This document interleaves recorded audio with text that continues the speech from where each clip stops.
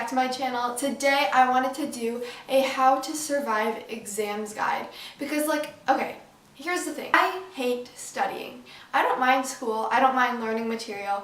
I don't like coming home and reviewing it and being tested on it. Like, I learned it once. I'm probably never going to use it again unless it's like something interesting. Like, I just hate coming home, doing homework and studying because I already learned it all and there's no point in trying to learn it all again. Like, when am I gonna need to tell someone the reign of kings in France in 1700s? Like, I'm never gonna need to tell anyone that information ever again in my life. So I hate studying. I don't like homework. I don't like doing anything school related outside of school, which I think is true for like a lot of kids. Like, we already learned it.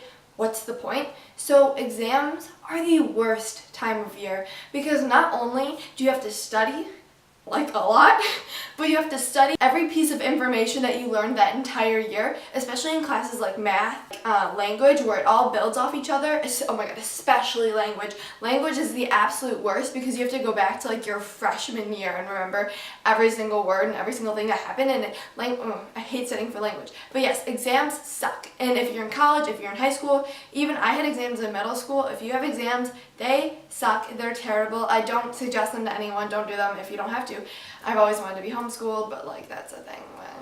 Anyway, so I thought I would come on here and tell you guys my tips for exams because, not to brag, but I'm kind of the queen of getting around homework and getting around studying. That's like, I'm like that kid in school who doesn't study and still gets an A. Like, I hate saying that, but it's like a true thing. I'm so unorganized. I'm really, really bad at homework and turning stuff in, but when it comes to the test, I already learned it in class and I just remember it. But I thought I would share my tips for like staying sane during exams and not going freaking crazy, because it's really easy to go crazy and just like lose your marbles. And this is everything that I've done, all the study skills that I've done since literally 6th grade. I've been taking final exams for about 5 years now, so this is everything that I've learned in that 5-year span. Oh, and I take midterms. Like, don't forget midterms. Midterms suck. I feel like I've rambled enough. That was like a good 5-minute intro, and let's just get right into the video. First tip I have is writing out a study schedule. You said to take a class called Study Skills for like organizational techniques in middle school, and this was one of the first things they taught us during our exam prep season. You literally are just writing out a schedule. So you pick what times you want to study and you write out from the time you wake up to the time you go to bed what you're going to do in that day. For example, mine normally looks like, I go by the 40-20. I need a lot of breaks. So 40 minutes of studying, 20 minutes of break, and after that 20 minutes of break, I switch subjects, whether that be like, I still do history, but I do a different chapter, or I will switch from math to science in that 40 to 20 minute span.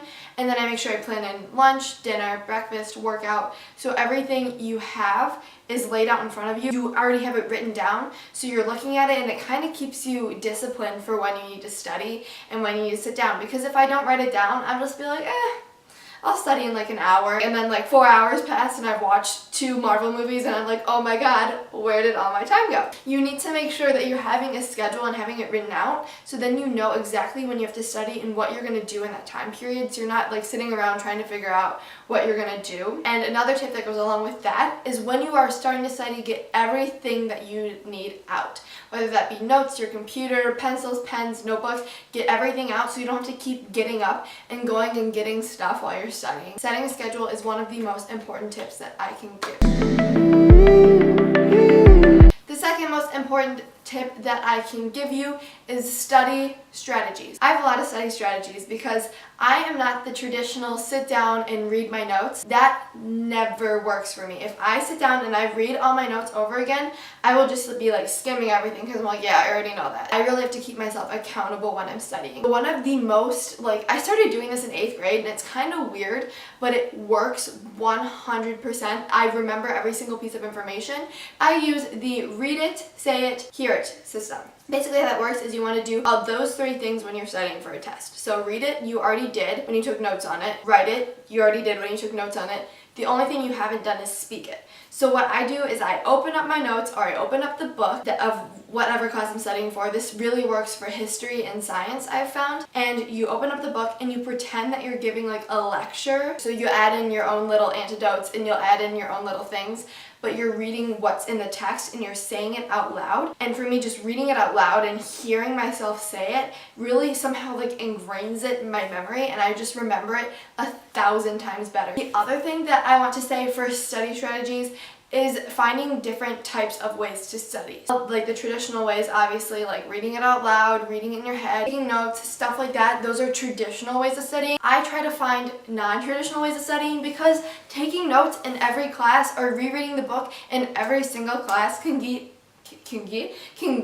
really boring. You have to find different ways of studying. So one of my favorite things to do is watch study review videos. So this will include like John Green's Crash Course, John Green's Science, any John Green video where he talks about like science or history. They're just YouTube videos and they play everything that you'd need to know. For any of my AP students trying to review, Tom Ritchie, Let's Get This Bread. He is the king. I love him so much. Obtain the grain, eat the wheat, finagle the bagel, everything that you need to do. Tom Ritchie is there for you. He pretty much covers, he saved my AP grade. That man is a blessing from God. So his videos are amazing to watch online. And what I find is when you're getting like a video or something that's a little bit more interesting than just your textbook, you're more willing to study. So if I get really burnt out just rereading and taking notes, I will switch right over to videos, and then it's like a change for my brain thinks it's a change even though I'm still doing the same subject. And the other study strategy I have is Quizlet. Quizlet is one of my favorite study material websites. Is that a thing? It's like one of my favorite study tools. That's the word, study tools. Quizlet is basically like flashcards but online. I'm sure if you're a student you know what Quizlet is. But my favorite thing about Quizlet is you don't always have to make your own Quizlet. It's like doing less work. So when I have all these classes, I don't have time to make like 30 Quizlets that I didn't make in the year when I should have made them. There are so many students out there that are on Quizlet.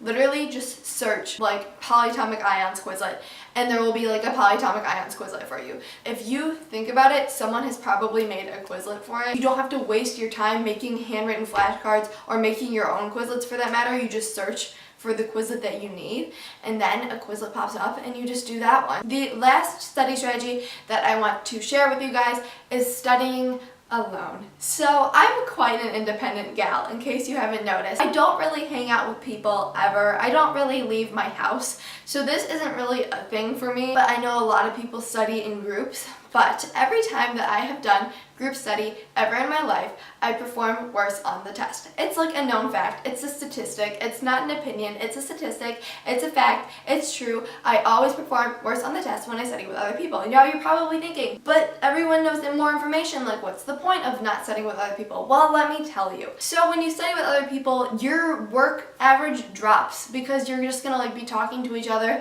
and reaffirming information. If someone's a little bit farther behind, you're gonna have to catch them up to where you are. For me, it never works. When I study alone, I know what I need to learn and I just do that. There's just so many things that can go wrong in a group study and you're so much more productive by yourself. I highly suggest studying by yourself. I think friends are a really good option for study breaks. I think that's a really good choice to hang out with your friends and just like stress relieve for a little bit, but definitely studying with friends is never the move. The next thing I want to dive into is study breaks. Study breaks, again, I'm the queen of not studying, so I'm kind of really good at learning when to study break. You have to have a scheduled amount of time you want to break for, otherwise your break will never end. Trust me, I know. But I do want to cover some really good activities that are good to do on study breaks. So I recommend finding a 30-minute show. What I find is when I start a show, I want to finish a show. And most shows are an hour. So if you can find a show that's like 30 to 25 minutes, or like a YouTube video that's 30 to 25 minutes, or 2 YouTube videos that are 10 minutes long, you'll just be like, okay, I watched a video, I watched a TV show, I'm good to go back to studying now. Try to stick with whatever entertainment you're going to do, whether that be like playing a game or watching a video or watching TV. Try to make it so you know that it would end when your break ends. Another really good break activity is getting a little bit of exercise.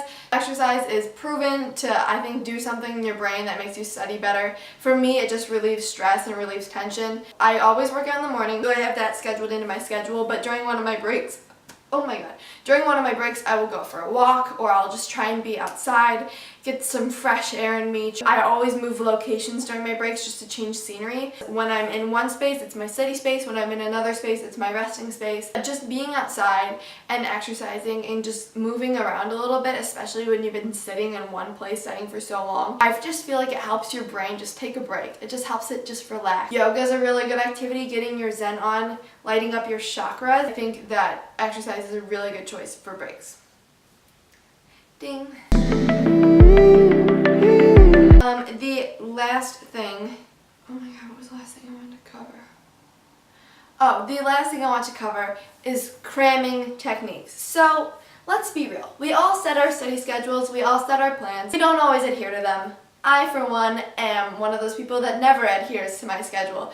I am really good at cramming. Here is the most important thing about cramming. You will never be able to cover every single item that is on the review guide. It is absolutely 100% impossible. So you need to go through your review guide and pick out the most important things. These things include anything that seems really important or anything that you've been really heavily tested on, and you need to work quickly. And when I say work quickly, I mean you are reading, you are skimming, you are not doing all the information, you are picking out the most key important facts, and that is how you cram. And the last thing that I want to cover is music. So I am a big music girl. I always need music. I also hate silence. Just like that noise bugs me and it makes me really uncomfortable, so I can't study without music. But when I'm studying, I can't be listening to like Cardi B or Nicki Minaj or like John Mayer because I know the words to all their songs. I have to sing along. It's like a thing, and then I'm not focusing on what I'm doing because I'm trying to sing along to all my favorite songs. So I cannot listen to songs with words or words that I know. My favorite kind of music for studying is lo-fi beats. I love lo-fi beats. They are amazing. So I started doing yoga 6 months ago, and the first time I ever went to like a real class, the instructor played this music and I was like, whoa, what am I listening to?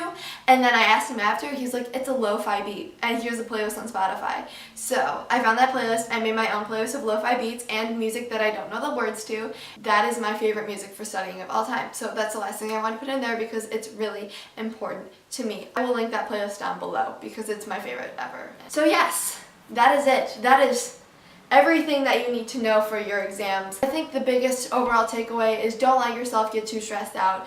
It's an exam. It's literally probably 10 to 20% of your grade unless you're in college, and it's probably worth a little bit more. I mean, there's always YouTube. You can always get money without getting a degree. Like, there's so many different ways. The Kardashians don't have degrees and they're like the most successful people on the planet. So if you fail one exam, it's not the end of the world, and don't let yourself get too stressed about it. But yeah, that is pretty much everything I have for you guys. I hope you enjoyed this video. If you did, please give a thumbs up, subscribe, do all that fun stuff. Leave comments below telling me what you want to see. Leave comments below telling me if you liked my tips. Leave comments below telling me your tips. Just leave some comments below. Leave some nice comments below. Anyway, I will see you guys in the next video. I upload every Monday at 3 o'clock p.m. Eastern Time, not Standard, not Pacific, Eastern Time, and yeah, that is everything I have for you guys.